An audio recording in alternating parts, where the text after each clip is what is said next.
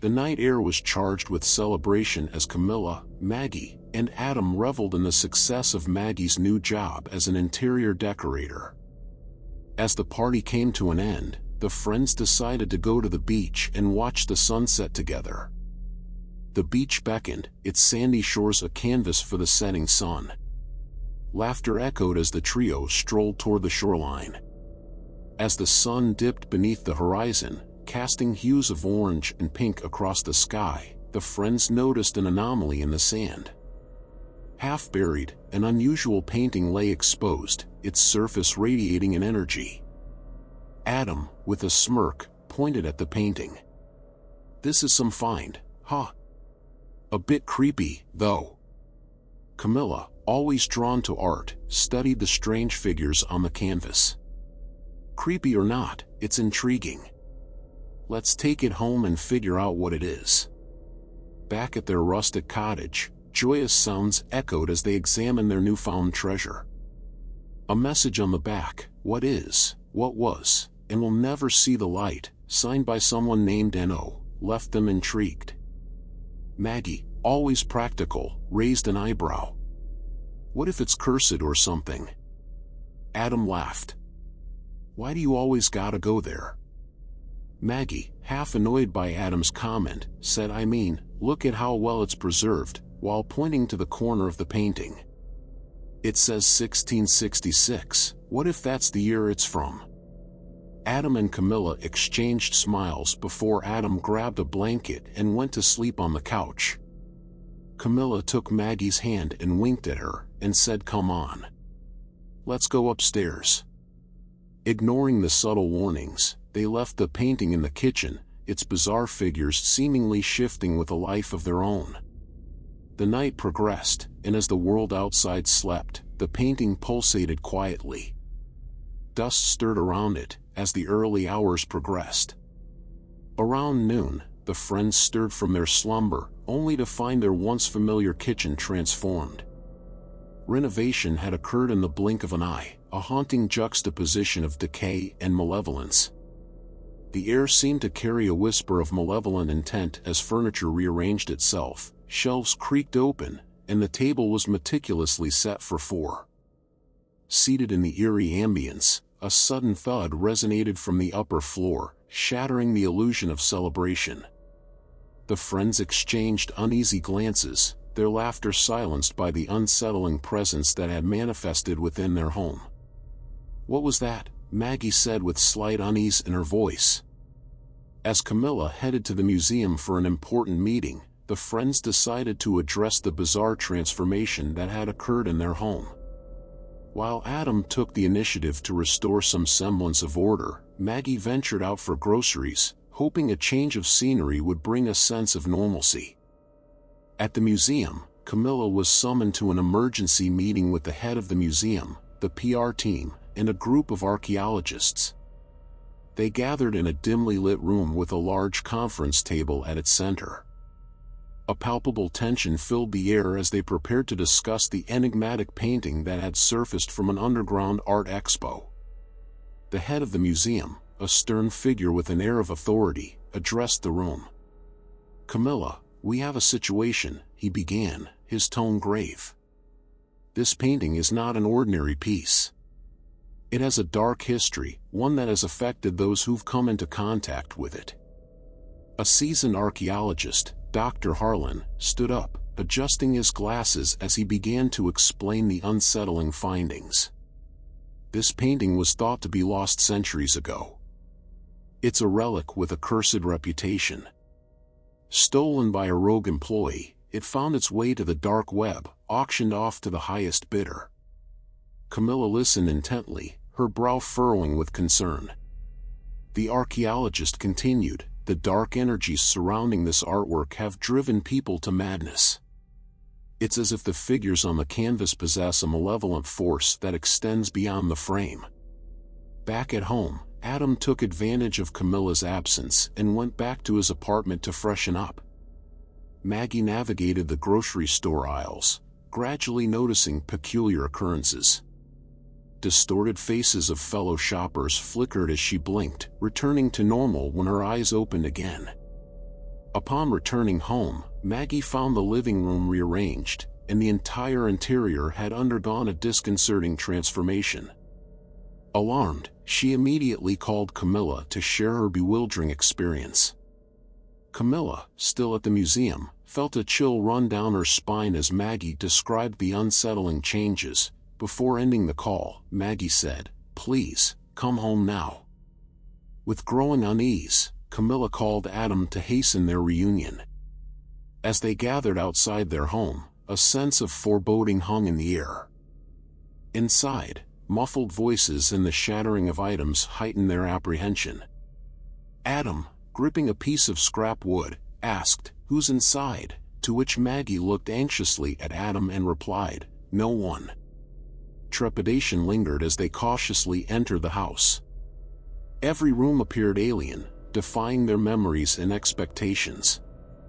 Armed with scrap wood and metal, the friends ventured further, determined to uncover the mysteries that had taken hold of their once familiar surroundings. The friends, spooked but determined to regain control, finished searching the house and found no intruders. As they began cleaning up the unsettling aftermath, a last bag in hand, Adam opened the door to a disconcerting surprise, a loud screech followed by glitching sounds emanating from the TV and radio. The TV flickered to life, displaying a news report that sent shivers down their spines. Yesterday, the news anchor began, recounting the disappearance of a rich adventurer's yacht near the location where the friends had found the mysterious painting. Camilla, haunted by the information shared in her earlier museum meeting, explained the painting's malevolent history. The friends engaged in a tense discussion about how to deal with the cursed artwork, ultimately deciding to call the archaeologists for a prompt pickup. Amid the chaos, Maggie voiced her concerns. What if getting rid of it just makes things worse? Adam, growing frustrated, retorted, "Well, keeping it certainly isn't doing us any favors." Camilla, sensing the rising tension, intervened, "We need experts to deal with this. The archaeologists know more about these artifacts than we do." As they dialed the number, the outer door Adam had previously opened, slammed shut, and a sudden disruption engulfed their home. Phones went dead, lights flickered and faded. Panic set in when they realized that not only had the electricity ceased, but the windows and doors were inexplicably sealed shut. Outside, the world continued under the warmth of a sunny day, oblivious to the turmoil within. Frantically attempting to break free, the group hammered on the windows to no avail. Adam, taking charge, tried to shatter the glass with a wrench, but an unseen force resisted his efforts. A deafening thud echoed from upstairs, sending a chill through their spines. Footsteps descended, growing louder, but no figure materialized. In the midst of the escalating terror, Camilla felt an unsettling presence circling her. She called out, "Hello? Who's there?" Her voice trembled, and the footsteps persisted, closing in on her position. The friends gathered in fear as they observed the painting in the kitchen. It had undergone a grotesque transformation, depicting a dark interior filled with numerous people, a nightmarish portrayal of the underground art expo's horrors it had caused. As their eyes remained fixed on the horrifying scene, the living room erupted. The fireplace exploded, filling the space with dark smoke. The friends, trapped in a nightmarish reality, braced themselves for the next wave of horrors unleashed by the accursed painting. As the dust settled from the fireplace, they noticed the living room had transformed into the opulent interior of a large yacht. Unseen revelers filled the air with joyous music, creating an atmosphere of celebration that hung mysteriously in the room. In awe and confusion, the friends ascended the stairs, finding Camilla and Maggie's bedroom in a state of palpable horror, a pervasive feeling of intrusion with no visible cause. The window displayed nothing but an expanse of endless water, leaving them adrift in a sea of uncertainty. Entering the walk-in closet, a large floor-to-ceiling mirror awaited. To their bewilderment, their reflections were absent. The distant music and laughter grew louder as the mirror abruptly shifted, unveiling the nightmarish events on the yacht. Camilla, terror-stricken, murmured, "Do you see that? That's the missing yacht." Maggie, squeezing Camilla's hand, replied, "What's going on?" Adam, attempting to make sense of the horrifying scene, said, "Maybe it's showing us what the painting wants us to see." The mirror revealed the captain's distorted face, his malevolent possession, and the horrors the painting had made him commit, before the disposal of the cursed painting. The air seemed to thicken with an unsettling malevolence as the captain threw the painting overboard, casting it into the dark abyss of the sea. Tears welled in Maggie's eyes as she clung to Camilla. Adam, with a trembling voice, muttered, "We need to get rid of that painting, but how?" A collective unease settled in the room. Suddenly, a blood-curdling scream echoed from downstairs, shattering the eerie ambience. Terrified, the group retreated to the bedroom, only to discover the floor now submerged in seawater. A distant screech and a haunting wind enveloped the house, followed by an unsettling silence. Summoning their courage, the friends descended the stairs. Astonishingly, the downstairs interior had reverted to its original state, untouched by the nightmarish transformations. As they gathered on the couch, tears of relief streamed down their faces. But the feeling did not last long, as the lights flickered back to life. Yet, the glow carried a sharp, unsettling intensity that kept getting brighter. As the light intensified and grew brighter, a high-pitched noise pierced the air, shattering the light bulbs. The group, panic-stricken, realized the ordeal was far from over. Camilla, desperation in her voice, exclaimed, "What is happening? We need to do something."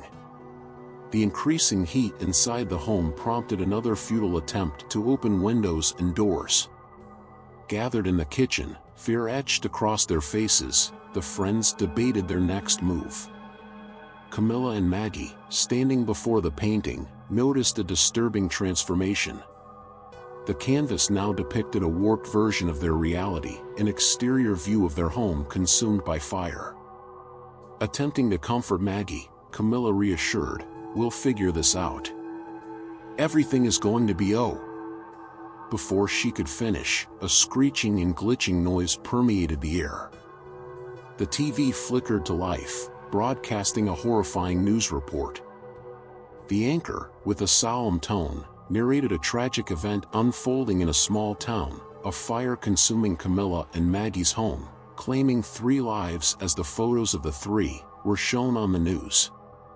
As they watched the televised inferno, Maggie, in disbelief, cried out, "No, this can't be real." The sinister laughter that followed revealed Adam's absence from the gathering in front of the television. Camilla, alarmed, saw him by the window, holding the painting. Maggie witnessed footage of the painting being thrown out the windows, from a news chopper, capturing their final. Adam, his face now distorted, turned around and ignited flames on both his arms with a snap of his fingers. The girls screamed, fleeing as Adam, seemingly possessed, started a fire. Camilla and Maggie, hiding in the walk-in closet, clung to each other, tears streaming down their faces. Footsteps neared as the fire devoured the house. The closet door swung open, and a seemingly normal Adam sprinted in. "What the hell is going on?" Adam said with terror in his trembling voice, as he crawled toward the girls.